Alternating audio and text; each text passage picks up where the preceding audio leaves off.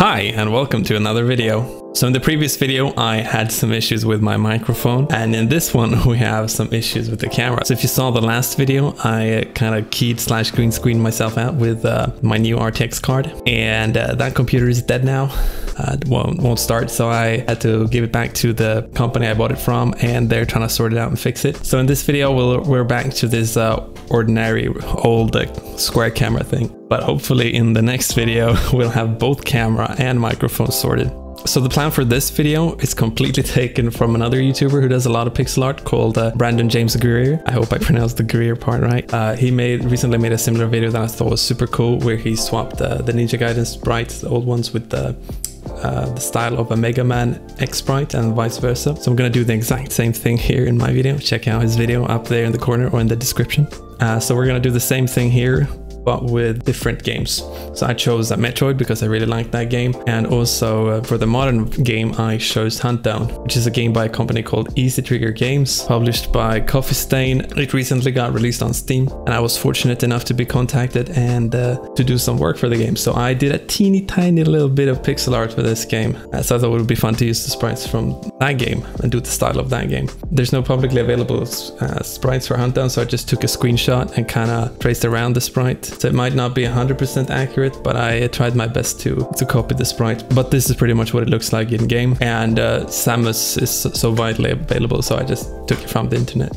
So I think we're gonna start with making this character called Anaconda in the shape of Samus, or in the style of Samus. Oh, and another thing, as you can see here, you can see me paint and stuff. I'm actually moving around on the canvas and zooming, but you don't see that because in the recent update of Sprite, they added a feature where you can put the preview window on a separate screen. So I have a separate screen with a huge preview window that I just record. So even though I time-lapse, I'm able to see what I do clearly without any super jittery zooms or movements of the screen, which I think is super cool. So let me know what you think about this compared to the previous one, and we'll see if we do this again in the next video. So NES sprites can have 4 colors per tile. I made up an 8x8 tile here, pretty much like Samus. They used this amount of 8x8 tiles to create the Samus sprite. And you can have four colors per sprite sheet, I think, which will in our case be 3 plus transparency. And we'll be using the NES palette to do this. So I think we want some sort of skin color, similar to what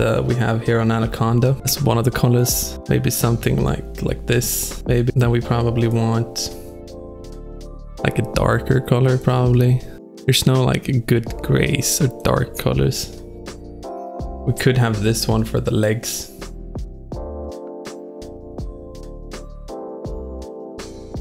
Let's start with having black as one of the colors, and then we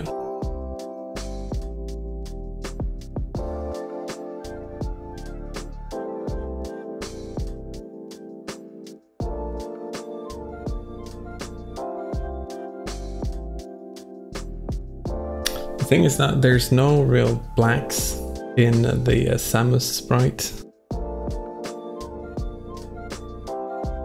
I want to see if we can switch it up a bit. So now I switched to a different NES palette. There's 2 palettes of for the NES in sprites. There's one called NES and then one called NES NTSC. So we're trying out the NTS and then this NES palette now instead of the normal NES palette, because this palette has a lot more dark colors, which will be in our favor probably. It's closer to what we would like to achieve.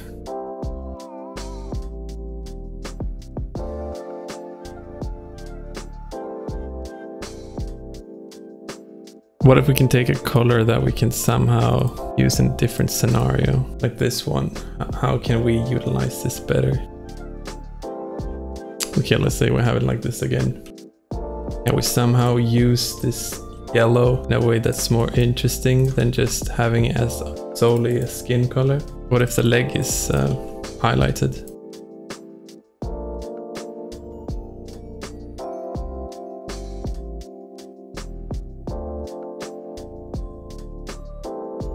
I also feel like I'm locked into using outlines, but Samus really doesn't use outlines. So I want to challenge myself to really not use outlines.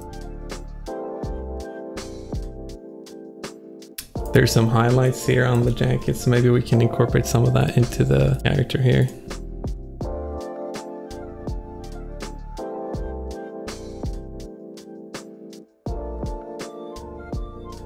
Alright, that's exactly within the limitations, and we are only using 3 colors. So let's try and remove this grid. This here is what we've got for the demake of Huntdown. And now for the little bit more complicated part, we're gonna go ahead and turn Samus into something from Huntdown. So there's no publicly available palette that I know of. So we're just gonna go ahead and just take random colors and do whatever we feel like. They're very liberal when it comes to colors in the game. On the characters, there's a lot of colors going on. It's almost like it's hand-drawn and scaled down a bit. I think we're gonna try and do a similar style to that with our Samus. I think we're gonna change the proportions a bit to make it fit more into Huntdown. Similarly to how I switched up the proportions a little bit here on the Metroid sprite version.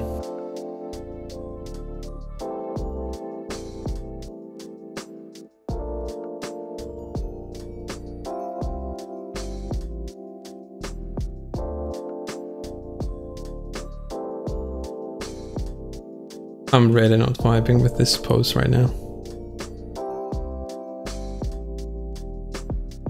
I like this more, the shape that we've got going now.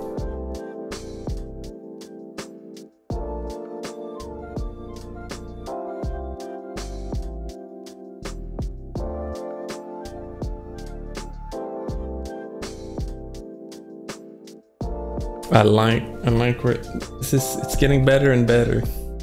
Slowly getting better and better, very slowly. We might actually get to something worth keeping if we just keep working.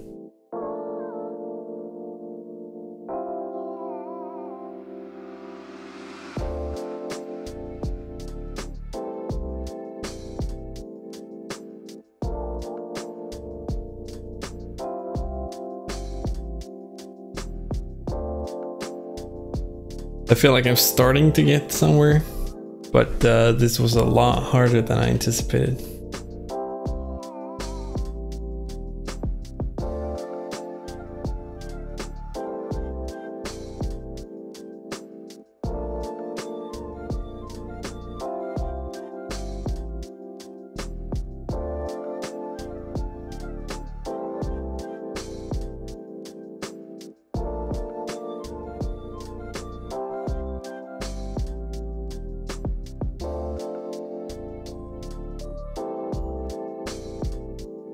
So I think we're gonna just shade everything on Samus, and when we're done with the shading, then we'll go in and add the rim lights that we have here on Anaconda.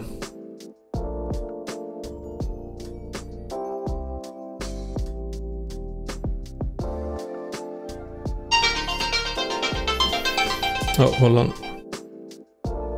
Alright, that was the PC repair guy who said he was checking in on the computer, so hopefully he'll get it sorted by the end of the week.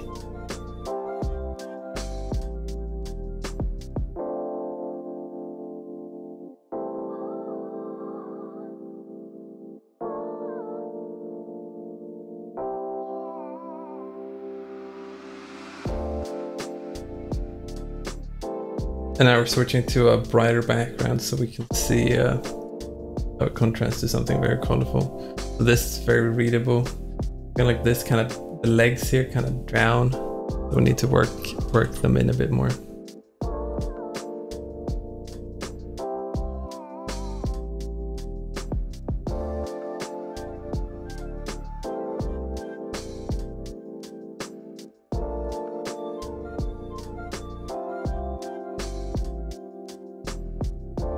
Right, I think we're getting close to a finished and finalized base right here. I want to incorporate some more blacks into the sprite.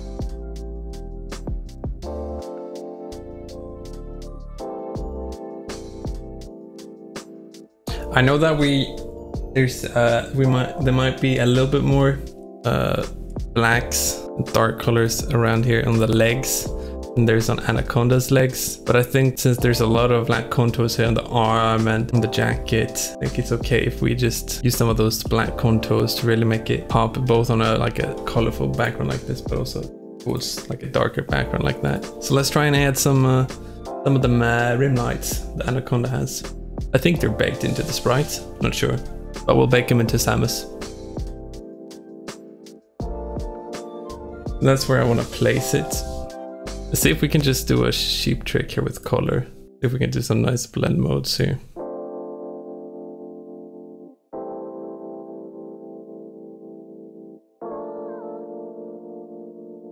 Yeah, I like that. All right, I think we're done. So those are the sprites. It was a lot of work on the Samus in Huntdown style, a lot more than I anticipated. But in the end, I'm pretty happy with the results. I think it could pass as something inside Huntdown, possibly. I think as a final thing, we're gonna actually add them into a scene from the respective games and see how they look.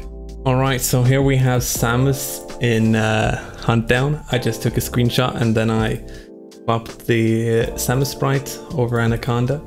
This is what it would look like if you were to be able to play as Samus in Huntdown. And let's go over to see how Anaconda looks in Metroid. So that's what Anaconda would look like in Metroid. And there we have it. Thank you so much for watching this video and hanging out with me, watching me do this process. If you have any suggestions on what you'd want me to do in the future, just leave it in a comment down below. And remember to check out Brandon's original video. It's really good, and subscribe to him as well. But other than that, thank you. But other than that, I don't have that much to say. So I'll just say thank you and goodbye.